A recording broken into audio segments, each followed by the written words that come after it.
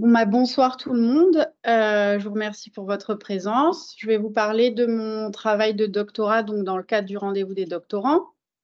Je suis Céline Barrier, en troisième année de doctorat au sein de l'UMRSPE du projet GEM. Je suis encadrée par le professeur Vanina Pasqualini et Éric Durieux.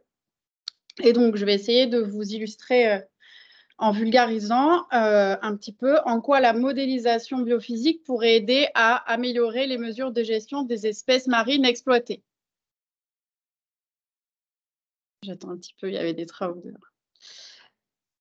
Alors, je m'intéresse à des espèces marines modèles qui sont donc exploitées par la pêche et qui ont un cycle qui est dit biphasique, c'est-à-dire qui est un cycle de vie qui va impliquer une partie plus ou moins sédentaire, côtière, dans les habitats côtiers méditerranéens, et qui va avoir une partie qui se déroule en pleine mer, c'est-à-dire une ou plusieurs phases larvaires qui va être soumise au courant marin, et qui sera une partie qui va comporter donc une ou plusieurs phases et sous-phases. Toute cette partie qui se passe dans la courantologie est qualifiée de boîte noire parce que c'est très difficile de l'appréhender, surtout sur des grandes échelles spatiales et temporelles. Et c'est pour ça que la modélisation biophysique s'adapte très bien à ce genre d'études. Pour exprimer le contexte un peu différemment, on va s'intéresser finalement à comment les zones fonctionnelles halieutiques, que sont les zones de nurserie et de frayère, donc frayère pour les zones dans lesquelles les individus vont pondre les œufs, et les nurseries, les zones dans lesquelles vont arriver les larves à la fin de leur étape de dispersion. Et donc, on va s'intéresser à comment ces zones sont connectées et comment cela évolue dans le temps. Donc, je vais me poser un certain nombre de questions scientifiques pour ma thèse, à savoir quelle est la productivité des zones de frayère et est-ce que cette productivité est pérenne dans le temps? Est-ce que je peux réussir à quantifier l'attractivité des zones de nurserie? Et de la même façon, est-ce que cette attractivité est pérenne dans le temps? Est-ce qu'elle diminue? Est-ce qu'elle augmente? Est-ce qu'elle est stable? Et quels sont les forçages impliqués? Par forçage, j'entends forçages environnementaux, variation de température, variation de la courantologie. Et donc, toute cette partie boîte noire, ça va être la partie qui concerne la dispersion dans les courants marins. Je travaille à l'échelle de la Méditerranée, donc soit une petite emprise en Méditerranée nord-occidentale, soit toute l'intégralité de la Méditerranée. Et donc pour faire cela, mon approche essentielle, l'approche essentielle de ma thèse, c'est la modélisation biophysique. Donc ici, j'ai essayé de faire un schéma un peu conceptuel pour montrer en quoi consiste un modèle biophysique. Donc il y a en gros deux sous-modèles que l'on va donner à manger à un outil de travail. Une partie de modélisation physique, la modélisation des courants marins, qui est réalisée par des équipes de recherche d'océanographes, qui va consister à envoyer des bouées et à créer des codes de calcul pour enregistrer la vitesse des courants marins, les données de température, de salinité sur toute la profondeur de la colonne d'eau et sur une longue période temporelle. Moi, je travaille sur 2010 à nos jours. Deuxième sous-modèle, le modèle biologique, qui va consister à rassembler le maximum d'informations possibles multisources sur les habitats de ponte, les habitats de recrutement, la qualité et la quantité de la ponte, c'est-à-dire est-ce que les individus vont produire beaucoup d'œufs, beaucoup de larves, la durée de vie des larves dans la colonne d'eau, les conditions de croissance, de mortalité, de comportement, etc. Et donc tout ça, on va le donner à manger à un outil de travail qui s'appelle Ichtyop. Il en existe plusieurs. Nous, on a décidé de travailler avec celui-ci, puisqu'on travaille en fait en étroite collaboration avec les équipes de développement qui sont à Montpellier. Et donc, c'est tout simplement un programme informatique qui va réaliser des simulations particulières, les particules représentant les larves. L'outil va les faire bouger le long des courants marins et en attribuant des comportements spécifiques aux larves, on va pouvoir dire c'est un modèle de poisson, c'est un modèle d'oursin ou que sais-je. Et ensuite, sur ces sorties de simulation, on va faire de la bioinformatique, on va faire des codes pour analyser ces sorties. Alors moi, j'ai décidé de vous présenter deux cas d'études. J'ai 4 modèles pour ma thèse, l'oursin comestible, le crabe bleu qui est invasif en Corse et partout en Méditerranée, la grande araignée de mer et le sar commun.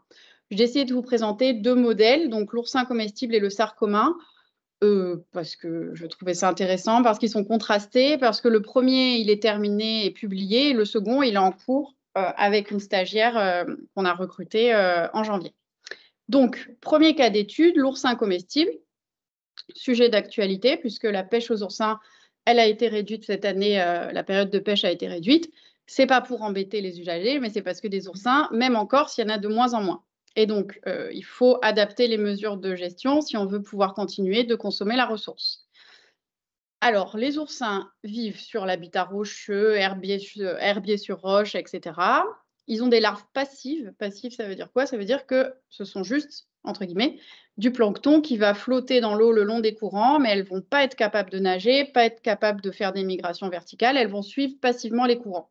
Néanmoins, elles vont avoir des habitats favorables ou non à leur développement. Les larves d'oursins, elles vont passer 37 jours environ dans la courantologie. Et les adultes d'oursins vont pondre 2 fois dans l'année, une fois au printemps, c'est la ponte la plus importante, et une fois en automne, c'est la température qui déclenche la ponte. Donc l'étude et les résultats que je vais vous présenter, elle a été faite de 2010 à 2021. Donc ça veut dire quoi? Ça veut dire que les données de courant marin que j'ai utilisées, elles sont étalées sur cette période-là, en Méditerranée nord-occidentale. Alors, j'ai décidé de vous présenter des résultats qui peuvent être une ouverture sur les mesures de gestion. C'est-à-dire que la recherche, ce n'est pas un pont direct vers les gestionnaires dans les aires marines protégées. Généralement, il faut produire des indicateurs, produire des outils qui parlent aux gestionnaires, parce qu'on n'a pas tout à fait le même travail. Donc, par exemple, c'est le genre de résultats qui, pour moi, peuvent ouvrir sur des productions d'indicateurs à des fins de gestion. Donc, comment comprendre cette carte? Ce sont des flux d'échanges larvaires de 2010 à 2021. On a 2 couleurs de flèches. Les rouges, ça veut dire que ce sont des événements rares, occasionnels sur la période d'études, les 11 ans d'études. Et les flux verts sont des échanges qui s'effectuent de manière récurrente sur les 12 ans d'études, pas 11 ans. C'est déjà une information importante. Ça veut dire que ces échanges sont réguliers. Ensuite, deuxième chose, la taille des flèches, c'est l'intensité des échanges, à quelle fréquence et quelle est l'importance du flux de ces échanges. Donc, on ne voit pas très bien, mais il y a des vecteurs pour ces flux. Et donc, on peut voir avec ce genre de résultats où sont pondus, où pondent les adultes et où vont les larves. Si on traduit ça dans un langage gestion, perspective d'aire marine protégée, ça veut dire, ça amène à se poser la question, que protège-t-on? C'est-à-dire qu'on va protéger une zone. Les adultes, en effet, ne vont plus être pêchés dans le cas d'une restriction de pêche, mais où vont aller les larves qui sont alors pondues et pendant combien de temps? Donc, c'est ce genre de questionnement, ce genre de perspective possible avec ce type de résultat. Deuxième type de résultat que j'avais envie de vous présenter, c'est une carte qui présente les principales routes de dispersion empruntées ou, autrement dit, les densités de trajectoires. On a exactement la même chose avec les ferries, par exemple, qui sont des trajectoires droites pour le coup. Et donc, ce n'est pas difficile à comprendre. Les coefficients de variation qui sont très, très dans le bleu, ce sont des trajectoires qui sont très, très régulières sur les 12 ans d'études. Ça veut dire qu'on peut mettre en évidence les routes empruntées par les larves depuis la zone où elles sont pondues. Et c'est assez intéressant parce que ça permet de mettre en évidence, par exemple, des zones très isolées, comme les îles Baléares. C'est-à-dire que en langage gestion, exploitation de la ressource, eh bien, les pêcheurs littoraux des îles Baléares, il faut qu'ils fassent attention parce que leur stock de larves d'oursins et leurs larves pondues restent au même endroit. Donc, ça veut dire que s'ils épuisent tout, eh bien, les larves ne viennent pas d'ailleurs. Je grossis les traits, mais vous avez compris. Au contraire, si on regarde l'ensemble Corse, Sardaigne et un petit peu littoral, mer Ligure, français ou italien, on voit tout de même qu'il y a une circulation continue des larves. Ce qui veut dire que potentiellement, des larves pondues en Sardaigne peuvent venir s'installer sur le littoral corse et des larves pondues au Cap Corse peuvent aller s'installer à Nice. Ça veut dire quoi? Ça veut dire que les littoraux adjacents communiquent en termes d'échanges larvaires. Ce n'est pas très étonnant en termes de courantologie, mais c'est assez intéressant parce que quand on regarde des cartes d'aires marines protégées, elles ne sont pas toujours placées logiquement par rapport à ces échanges larvaires.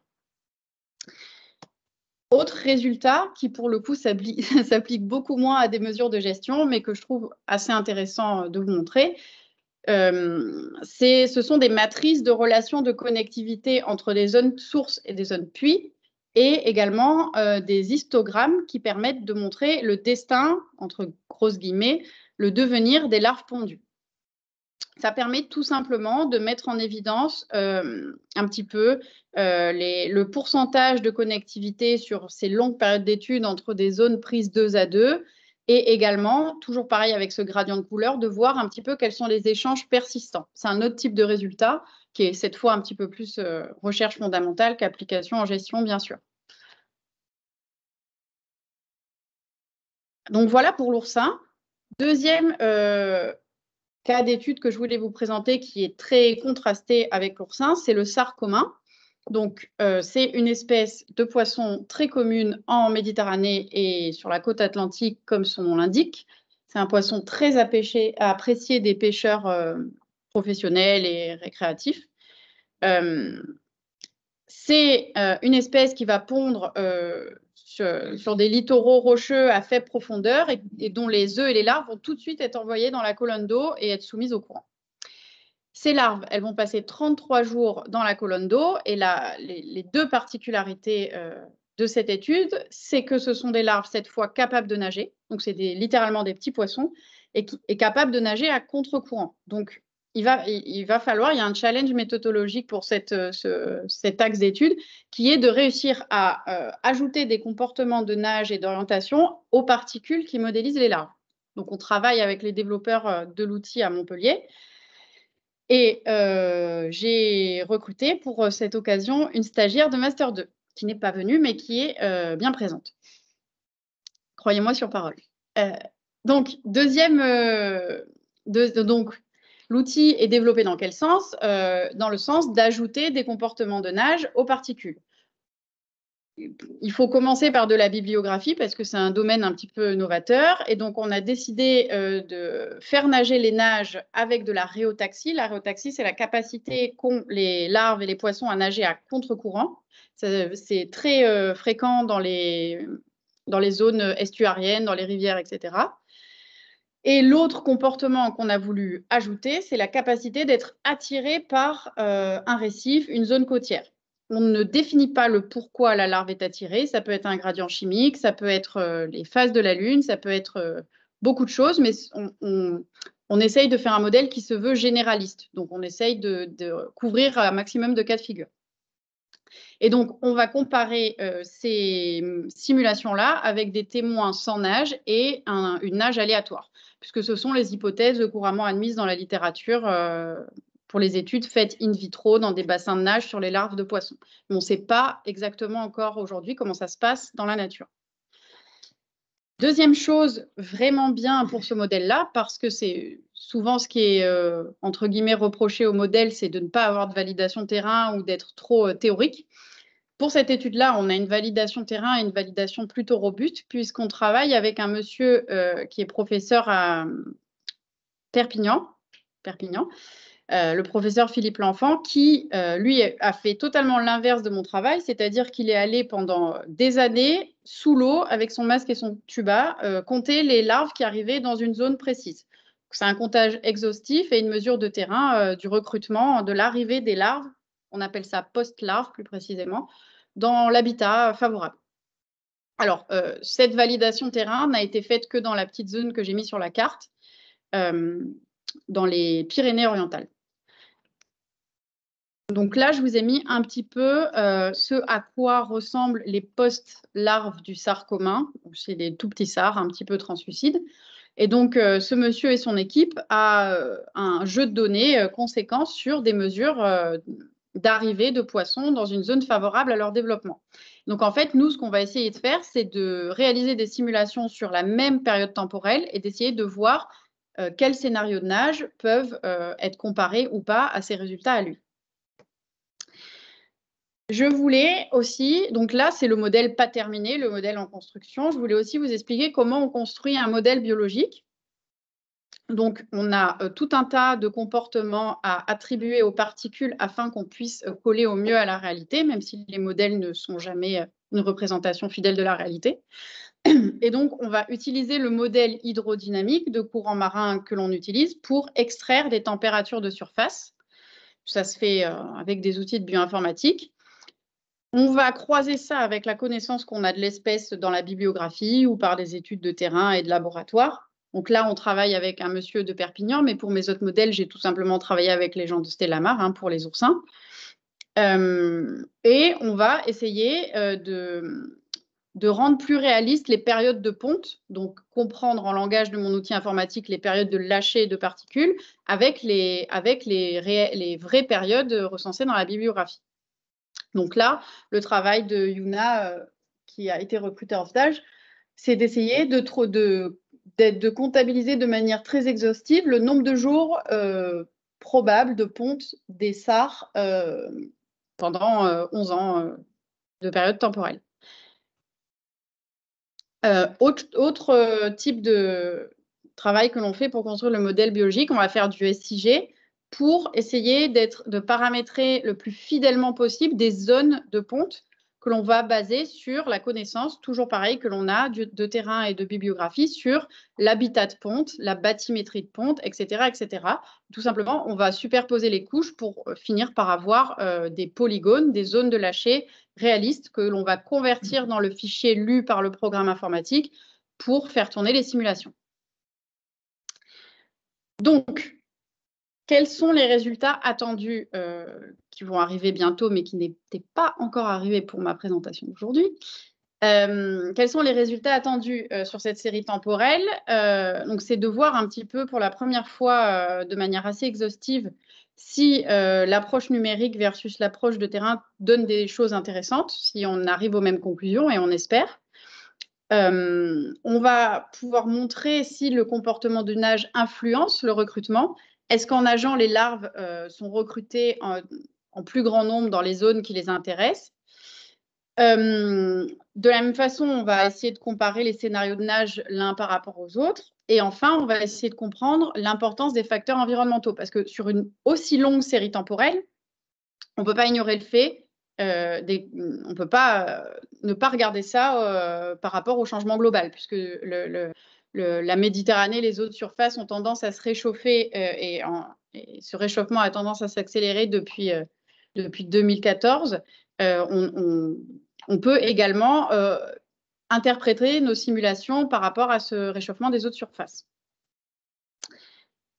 Donc, les avancées et les voies futures de ma thèse sont d'essayer de voir et de mettre en évidence que ces modèles permettent d'explorer les processus que j'ai qualifiés de boîte noire de la dynamique des espèces exploitées, donc mes espèces modèles.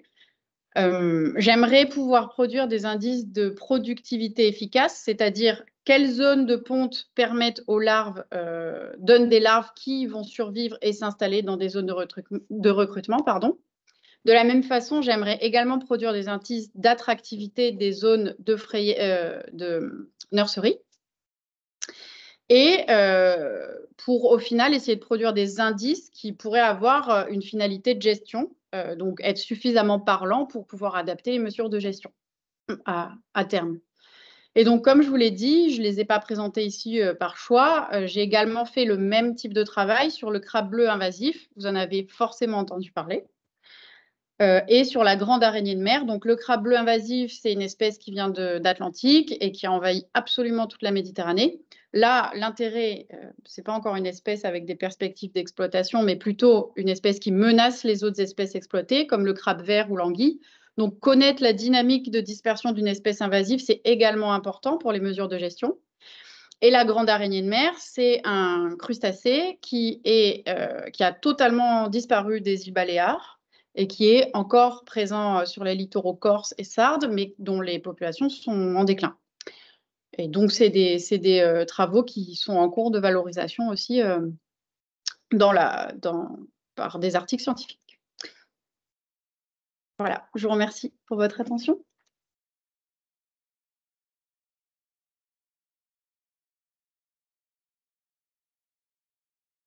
Des questions? Je ne sais pas.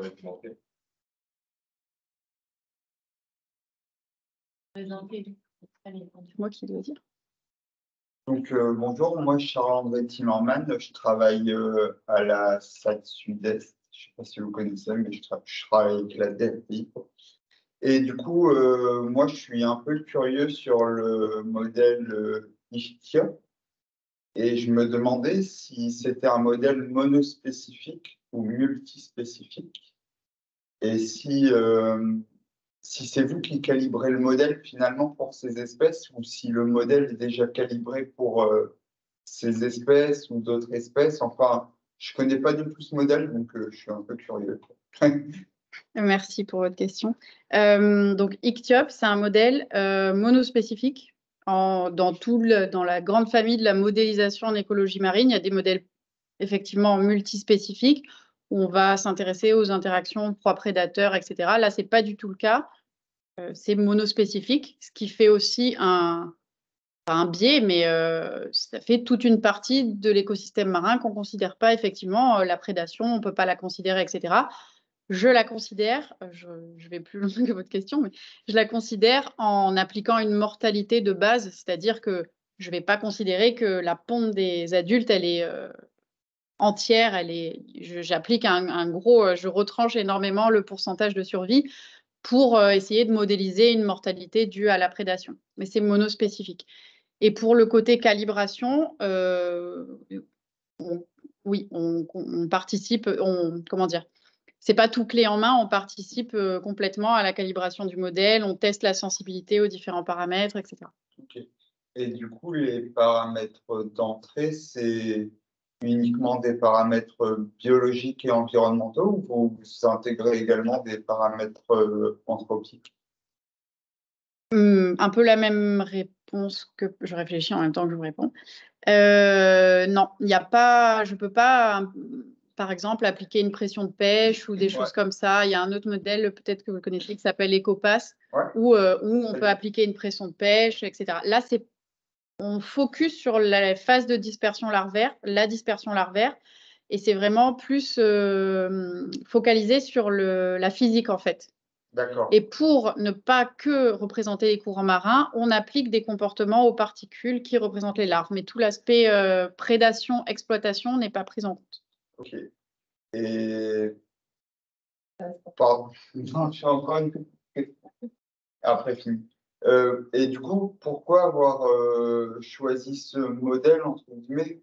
Parce que c'est plus un modèle qui intègre la physique, etc., contrairement à d'autres modèles comme vous citez précédemment, ou ça s'est fait un peu arbitrairement? Non, ça ne s'est pas fait arbitrairement. Avant, j'ai eu une petite phase d'études méthodologiques que je vous ai épargnées parce que vraiment, ce n'est pas très fun.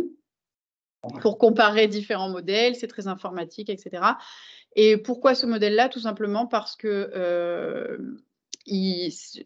c'est un des modèles, il en existe plein d'autres, le CMS, etc., qui permet aujourd'hui d'être, comment on dit, de prendre un maximum de modèles hydrodynamiques différents, parce qu'il faut savoir que les modèles hydrodynamiques sont basés sur des codes de calcul, sont faits par différents consortiums dans le monde pour représenter différents bassins océanographiques. Il y a la Méditerranée, mais il y a des codes pour l'Atlantique, il y a différents codes pour la Méditerranée, ils ont différentes résolutions, etc. Bref, c'est très complexe. Et donc cet outil-là, ICTIOP, il est très polyvalent. Il va pouvoir, si là, demain, on me dit, fais la même chose en Atlantique, il fonctionne bien. Donc, il est polyvalent. Quoi d'autre? Et c'est un modèle qui permet d'attribuer un certain nombre de comportements larvaires, ce qui n'est pas forcément le cas des autres modèles, parce qu'ils ont été développés en fonction du besoin des équipes de recherche aussi, hein. Voilà. Donc, il y a eu une étude de comparaison des différents modèles avant, et c'est celui qui correspondait plus aux besoins ici, et qui fonctionnait bien parce qu'on est en Méditerranée, donc on utilise un code de calcul en particulier pour la Méditerranée, etc. C'est le besoin qui fait souvent l'utilisation de l'outil et le développement aussi. Super. En tout cas, merci beaucoup pour ces réponses et bravo pour tous ces travaux. Merci. D'autres questions? Juste, merci.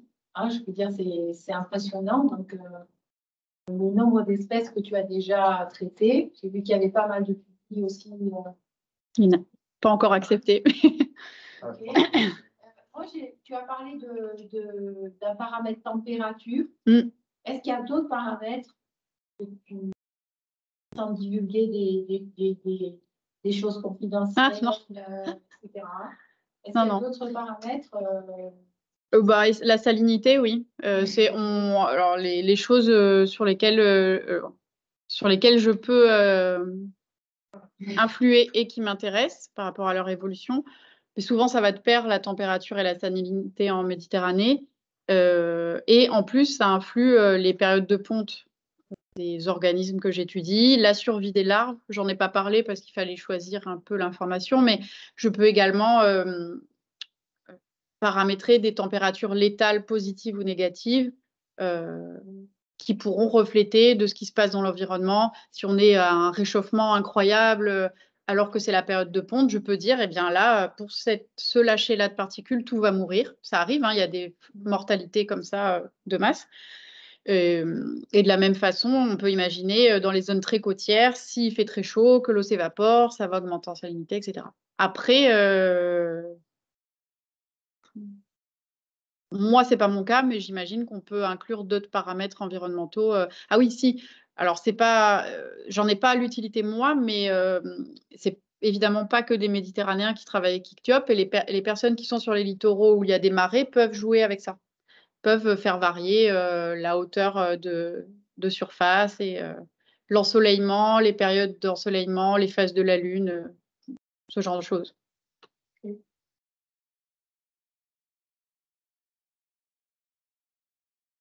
Aussi, je veux bien essayer une question, pas du tout mon domaine. Essayez. Puis, du coup, sur l'échelle de temps qui est prise entre 2010 et 2021, Ouais, plus ces exemples-là, oui. est-ce qu'on constate déjà des impacts, par exemple, sur le taux de concentration des populations, sur leur comportement, qui seraient causés par le changement climatique? Ou est-ce que c'est une période de temps peut-être qui est trop courte? Ou est-ce que c'est justement, on peut déjà savoir, est-ce qu'on prend en compte ces facteurs-là environnementaux actuellement pour... Alors, c'est certainement une période de temps qui est trop courte pour toutes ces questions-là. Mais par contre, sans être, comment dire, sans aller tout droit dans cette hypothèse-là, on peut observer mes résultats. Je peux observer mes résultats au regard du changement global. C'est-à-dire que si je vois sur une période temporelle de 12 ans des variations, des trajectoires, des relations de connectivité, et qu'en plus j'ai fait une analyse environnementale en voyant qu'il y a effectivement un réchauffement des eaux de surface, sans dire ah, il y a par rapport à B, je peux émettre l'hypothèse de. Après, comme tu l'as dit, 12 ans, c'est trop court pour les changements climatiques. Il faut toujours voir ça sur une plus longue période. Mais c'est logiquement lié puisque la plupart des organismes ont leur période de ponte calée sur les températures. Donc on peut, sans trop prendre de risques, imaginer que ça impactera les pontes, les dates de ponte, etc. Après, on ne peut pas tirer de conclusion radicale. Merci Céline pour ta présentation. Peut-être que tu l'as précisé, je ne me rappelle plus. Qu'est-ce qui a motivé le choix des 4 espèces le réalisme pour 3 ans de thèse. Normalement, j'avais la langouste aussi, mais on s'est dit que c'était un peu trop. On voulait faire, avec mes encadrants de thèse, hein, quand je dis on voulait couvrir différents groupes taxonomiques. C'était bien de prendre un échinoderme, des crustacés et un poisson. Et on voulait suivre une logique de complexification, entre guillemets, des comportements larvaires. Parce que donc les larves d'oursins, elles flottent juste, elles se contentent de flotter, on va dire. Les larves de crustacés, elles ne sont pas assez équipées en termes de pièces motrices. J'ai encore le laser. Donc, j'arrive plus à parler. Toutes les petites choses, les petites pièces motrices, c'est le nom des larves de crustacés, ne leur permettent pas de nager à contre-courant, mais par contre, elles font des migrations verticales. Donc, c'est une évolution par rapport aux larves d'oursins. Et je voulais terminer ma thèse par des larves qui nagent. Donc, tous ces organismes sont des organismes du zooplancton. Et les organismes du zooplancton qui sont capables de mouvement dans la courantologie sont qualifiés de nectons. Et donc, je voulais terminer avec cette évolution de comportement. Ça correspond aussi au développement informatique de l'outil. Voilà. Là, tu pourrais nous montrer les différentes larves, parce que toi, tu les connais, mais moi, oui. je ne connais pas. Là, c'est des larves d'oursins. Je pense que c'est ce que connaissent le plus les gens parce qu'on le fait souvent au lycée et en licence, d'observer ça au microscope. Là, cette larve et cette larve sont des larves de crustacés. Ça, alors, les larves de crustacés, elles se ressemblent un petit peu toutes. Les gens qui sont spécialistes de la microscopie du zooplancton ont bien du courage parce que c'est pas facile pour les différencier. Donc, ces deux-là. Et ça, bon, c'est une larve de poisson. Je suis pas sûre que ça soit le sar commun, honnêtement. Je crois que j'en ai pas trouvé et que c'est un sar, un cousin. Voilà. Des questions encore? Merci, merci Céline, c'est super intéressant. Et moi, c'était en fait, tu dis en termes d'aires marines protégées. Ça veut dire en fait que pour l'instant, eh bien, elles ne sont pas forcément bien définies. Alors, si on a. Non? Ah, bah, oui, oui. Et donc, si on a des modifications de comportement des gens, de larves, etc., est-ce que c'est surtout dû à la courantologie ou aussi dû en fait, au fait que ces aires marines, elles soient mal définies initialement? C'est comme d'habitude, ça doit être un mélange des deux. Mais en fait, c'est pour ça que je disais que entre la recherche, les résultats de recherche et les gestionnaires qui vont appliquer des mesures de gestion, il n'y a pas un lien direct. Et c'est pour ça qu'on essaye de faire des indicateurs pour leur dire de manière claire leur traduire nos résultats de recherche. Et donc, pour répondre à ta question, c'est sûr et certain qu'il y a des zones qui sont protégées. Donc, on protège un habitat, on protège des individus adultes qui vont pondre, mais probablement que les larves qui vont être pondues, elles ne vont pas du tout rester à l'endroit de la ponte. Et donc, on ne protège pas tout le cycle de l'espèce. Donc, la réponse la plus exacte que je pourrais te donner, c'est un mélange des deux. C'est-à-dire que... Ça donne toute la Méditerranée comme de partout. Et là, c'est un peu fou, quoi. Ah bah, c'est plus notre travail. C'est très politique parce qu'il faut imaginer la Corse, la Sardaigne et le littoral, c'est déjà même plus les mêmes pays. Donc, il peut y avoir un réseau, justement. C'est généralement, quand on lit les articles, les papiers sur ces sujets-là, c'est vers ça que les gens veulent aller, des réseaux d'aires marines protégées. Et même dans une aire marine protégée, peut-être que ça ne vaut pas le coup de mettre de l'argent dans toute la surface parce qu'en fait, il y a juste une petite partie où les larves arrivent. Une aire marine protégée n'est jamais pour une espèce. Ah ben non. Donc, je vais prendre en compte l'ensemble des facteurs. Mais c'est très, très, très intéressant. Et tu as un peu répondu à une question que je vais vous poser, c'est la position des larves dans la colonne d'eau. Ça aussi, c'est autant. Et une autre question, je n'ai pas compris si le changement climatique, c'était bien ou pas pour ces espèces que vous pouvez. Elle n'a pas abordé ce sujet, moi je ne sais pas que tu as abordé ça. Si, je ne peux pas répondre à ta question. Mais non, mais les évolutions de température de salinité, ça va. Alors, je ne sais pas si c'est bien, je ne sais pas si c'est pas bien, et c'est sûrement pas moi d'en juger, mais par contre, ça modifie les périodes de ponte. Alors, il y a un moment, il se sent plus bien du tout. Il y a une température létale quand même, il y a une température où il y a tout le monde qui meurt, haute et basse. Et en fait, ce qui est le cas de toutes mes espèces modèles et ce que les modélisateurs n'aiment pas trop, c'est quand les fourchettes sont larges, quand les espèces sont très, comment on dit, opportunistes, comme le crabe bleu, et c'est pour ça qu'il a super bien réussi son invasion, c'est que lui, il peut faire chaud, froid, salé, pas salé, il va toujours se reproduire.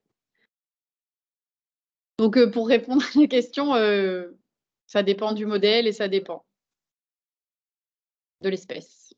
Et le crabe bleu, c'est vous? J'en ai pas encore mangé, mais je crois que oui. Une des voies de valorisation, ce problème politique, c'est bon, est-ce qu'on peut avoir un peu, c'est encore des questions. Justement, Nous le sommes, tout à fait franchi. vous avez des espèces, justement, est-ce qu'il y a déjà des mesures ou des solutions qui sont pensées pour leur préservation, pour éviter justement leur invasion? Et est-ce qu'il existe aussi des outils pédagogiques, par exemple, pour peut-être sensibiliser le public vis-à-vis de ces enjeux-là? Je pense que oui, mais je ne sais pas lesquels. Je sais qu'il y a tout un pan de chercheurs qui travaillent aussi avec les gens, qui ne sont pas des chercheurs, enfin avec juste les gens qui vivent au bord de mer, donc les pêcheurs, les usagers de la mer. Après, des outils pédagogiques, j'espère qu'il y en a, mais je n'ai pas connaissance. Il y a un réseau qui travaille au niveau de l'Office de l'environnement sur les espèces invasives qui a été mis en place. Il y a un service de l'Office de l'environnement qui travaille justement plus particulièrement sur ces espèces-là. Mais après, il y a des outils, peut-être que c'est des choses qui vont... Ils utilisent beaucoup les réseaux sociaux. Si, je disais que je ne savais pas, mais en fait, si, il y a pas mal d'applications mobiles de signalement pour les espèces invasives, les réseaux aliens, etc. Ça se fait pas mal, ça. Les gens peuvent dire, ah ben j'ai vu des crabes bleus, et ils enregistrent la position GPS et ça aide la recherche plus ou moins. Oui, c'est ça. Il y a d'autres questions? Ouais. Au niveau de l'auto-recrutement, est-ce que c'est quand même quelque chose qui est... On en a beaucoup, ou est-ce que vraiment il y a des zones où on peut le protéger et ça sert vraiment à rien parce que toutes les normes portent ailleurs? C'est bien que tu reparles de ça parce que je ne l'ai pas bien défini. Donc, le recrutement, pour la faire courte, c'est le moment où la larve, elle est née, elle a survécu et elle va arriver dans une population qui sera soit la population dans laquelle elle a été pondue, on parle d'auto-recrutement, ou alors recrutement ailleurs. Et donc, l'auto-recrutement, c'est permis soit par les courants qui tout simplement ramènent les larves par des phénomènes physiques, et aussi par les comportements des larves si jamais elles sont toujours proches de leur habitat et qu'elles y retournent parce que ça rassemble toutes les conditions nécessaires. Et donc, pour répondre à ta question, encore une fois, ça dépend. Il y a des endroits où clairement les larves restent à l'endroit où elles ont été pondues. Et donc, dans ce cas-là, si en plus c'est une espèce exploitée, on a tout intérêt à limiter l'exploitation de la ressource, sinon elle est vite épuisée. Comme ça a été le cas, je fais des gros raccourcis, mais il n'y a pas de gestionnaire des pêches des îles Baléares, donc ça va. Comme ça a été le cas dans les îles Baléares pour la grande araignée de mer, ça ne communique pas avec les littoraux adjacents, donc ils ont épuisé leurs ressources.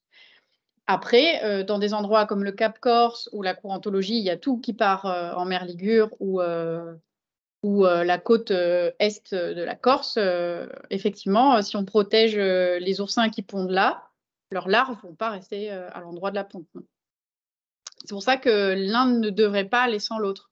La gestion, en fait, les nouvelles disciplines de recherche qui émergent de ça, c'est la gestion spatialisée de la pêche. Parce que finalement, ça paraît évident. Mais ça ne l'était pas trop jusqu'à présent.